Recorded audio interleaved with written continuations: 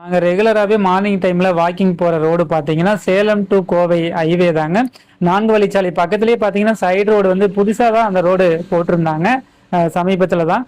இப்போ ஒரு வாரமாகவே தொடர்ந்து எங்கள் பகுதியில் மழைப்பொழிவு இருந்துகிட்டு இருக்கு. நேற்று ஈவினிங் பார்த்தீங்கன்னா கொஞ்சம் வழக்கத்துக்கு அதிகமாகவே மழைப்பொழிவு அதிகமாக இருந்தது. விவசாயிகள்லாம் கூட ரொம்ப மகிழ்ச்சி அடைஞ்சாங்க. இன்னைக்கு காலையில் இந்த ரோடு வழியாக வாக்கிங் போகும்போது தான் பார்க்குறோம் இந்த ரோடு ஒட்டின மாதிரி இருக்கிற மண் வந்து ரொம்ப சரிஞ்சிருக்கு. இந்த வழியா மழைநீர் வடிய முடியாம மழைநீர் வடிவதற்கான தடுப்பு சுவர் எழுப்பியிருந்தாங்க. அந்த தடுப்பு சுவரை கூட மழைநீர் அடிச்சிட்டு போயிருக்கு. அந்த அளவுக்கு மழைநீர் வந்து இந்த வழியா வந்திருக்கு அப்படின்னு தான் சொல்லணும்.